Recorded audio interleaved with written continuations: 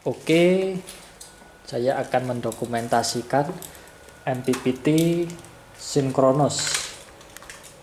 Jadi MPPT itu ada dua topologi pada buck converternya. Yang pertama asinkronus dan yang kedua sinkronus. Kalau yang ini sinkronus, kalau asinkronus itu MPPT yang di pasaran biasanya. Itu ada MOSFET dan dioda untuk buck converternya. Kalau sinkronus ada MOSFET dan juga MOSFET. Jadi diodanya diganti komponen MOSFET juga untuk memperbaiki respon time atau dari dioda dan juga efisiensi dari dioda yang sedikit loss. Tapi itu hanya beberapa persen saja, nggak begitu berpengaruh untuk efisiensi. Memang lebih tinggi sinkronus, tapi untuk safety-nya menurut saya lebih safety di asinkronus, karena untuk sinkronus dia ada dua trigger pulsa MOSFET yang saling bergantian untuk drive satu rangkaian buck converter. Nah, di situ pastinya ada resiko yang lebih tinggi daripada kita menggunakan dioda sebagai pengganti MOSFET.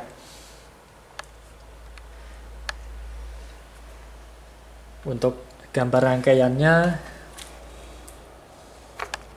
seperti ini. Nah, ini yang bagian atas ini sinkronus, dia menggunakan MOSFET dan MOSFET. Kemudian ini induktornya. Kalau yang bawah non sinkronus atau asinkronus, menggunakan MOSFET dan dioda. Sistem kerjanya ada di video-video sebelumnya, jadi saya jelaskan lagi. Di sini adalah sumber panel surya masuk. MOSFET akan mengalirkan arus dan tegangan pada output. Nah, di sini output ke baterai melalui induktor. Nah, pada saat itu induktor juga akan terisi energi magnetic field, dan saat MOSFET off, karena ini PWM on off, maka arus yang tersimpan di sini akan kembali menuju ke sumber. Tapi di sini diblok oleh MOSFET supaya MOSFET menendang balik arus pada energi yang tersimpan di induktor sehingga menuju kembali ke output. Di situ adalah sistem yang saling continue. On off. Nah, ini penyalaannya berbeda, dia on, dia off. Kalau ini on, dia off. Kalau ini on, ini off. Supaya tetap mengalirkan arus secara sinkronus dengan efisiensi yang tinggi. Namun demikian, tingkat resikonya akan lebih tinggi dari non sinkronus, dimana kalau MOSFET ini short atau kegagalan sistem switching, maka dia sama saja dengan mengonsletkan tegangan baterai plus dan minus. Ini kan berada pada jalur baterai ini. Kalau dia short, pasti meledak di bagian sini. Tapi efisiensinya jauh lebih tinggi karena dia menggunakan MOSFET, sedangkan yang bawah menggunakan dioda. Jadi loss pada dioda itu lebih besar daripada MOSFET. Yang pertama itu ini, kemudian dikembangkan sinkronus. Kalau sinkronus, sistem kerjanya sama. MOSFET PWM menghasilkan menyaklar output masuk keluar ke output, kemudian muatan magnetik tersimpan energi di sini. Saat MOSFET off, muatannya kembali dan diblok oleh dioda ini untuk mengalirkan kembali ke output. Jadi seperti ditendang balik oleh dioda untuk menendang balik energi yang tersimpan pada induktor ini ke output. Begitu bergantian, ketika ini on, ketika off, arusnya di sini terlontar masuk ke sini dan diblok oleh dioda untuk dikembalikan ke output. Begitu juga bergantian. Namun di sini ada loss yang cukup besar untuk antara dioda dengan dibanding MOSFET. Tapi loss-nya itu kalau diukur itu sangat kecil sekali, masih cukup efisien dan efektif untuk diaplikasikan pada MPPT. Jadi di sini saya membahas loss dan drop itu dengan skala yang kecil sekali dan tidak perlu untuk dibahas sebetulnya untuk pengaplikasian di lapangan, karena kita juga mempertimbangkan tingkat performance di lapangan untuk rangkaian yang terbaik, yang handal itu seperti apa. Namun di sini bagian teori saya jelaskan lebih detail. Ini pulsa yang dihasilkan dari MOSFET 1 dan 2. Saya stop dulu. Nah, kalau jenis asinkronus atau non-sinkronus, MOSFET yang atas boleh melampaui duty cycle MOSFET yang bawah. Saya stop dulu di bagian ini. Nah, ini seperti ini, sebentar, penunjuknya hilang. Nah, ini MOSFET-nya on. Dalam kondisi on ini MOSFET yang bawah juga ada waktu on-nya. Dia MOSFET yang bawah juga bertabrakan dengan MOSFET yang atas.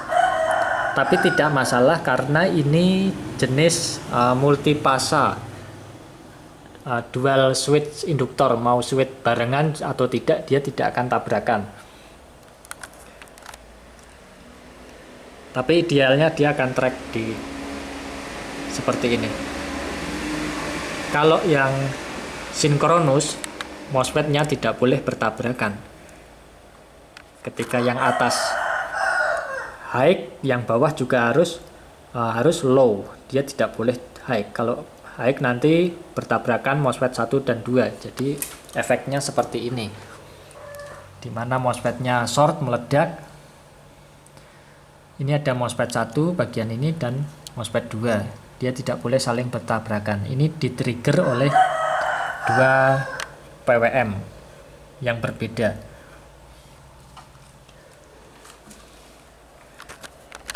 Dan harus ada dead timing-nya. Dead timing itu jarak celah antara MOSFET switch 1 dengan 2. Nah, ini ada celah di sini untuk mengantisipasi spike atau arus aman untuk kedua MOSFET bergantian switch. Jadi tidak ada tabrakan di sini karena kadang ada arus yang melebihi sehingga bertabrakan. Ini dead time untuk keamanan PWM MOSFET.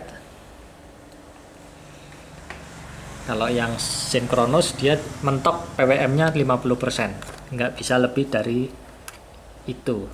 Kalau sampai sini 100% dia nggak bisa, dia mentok di sini udah berhenti. Tapi kalau yang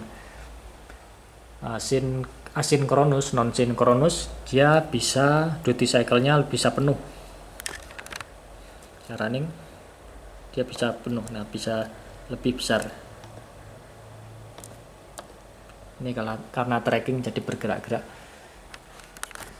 Untuk rangkaiannya yang seperti apa di pasaran itu ada, sebentar saya buka HP dulu. Nah, ini ada MPPT High Power Synchronous. Nah, ini seperti ini modulnya. Dia menggerakkan IGBT juga. Ini harga modulnya udah cukup mahal. Ini bukan toko saya, cuman contoh Google. Seperti ini, sebentar. Nah, IGBT 2 channel. Untuk rangkaiannya sebentar saya buka lagi. Ini rangkaian pemasangannya. Untuk yang buck converter, jadi ada satu IGBT di drive.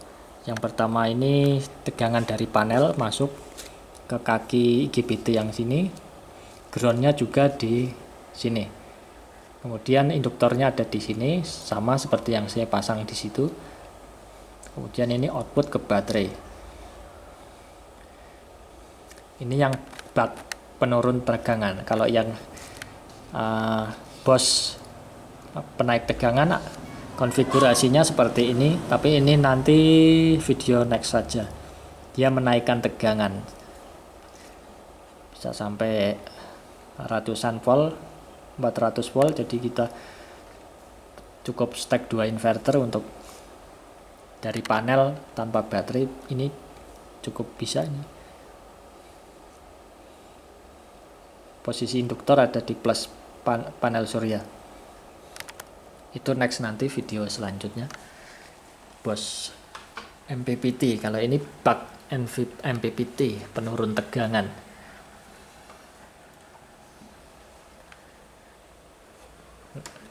Nanti dikembangkan lagi, ini dirapikan dan diberi driver tambahan mungkin di IGBT-nya supaya lebih PWM-nya lebih presisi lagi. Ini ada versi yang lebih bagus MPPT-nya, tapi dimensinya ini terlalu besar saya buatnya, jadi kalau dimasukkan dijual malah tidak laku. Jadi saya buat yang kecil aja. Tapi kalau mau yang versi industrial siap.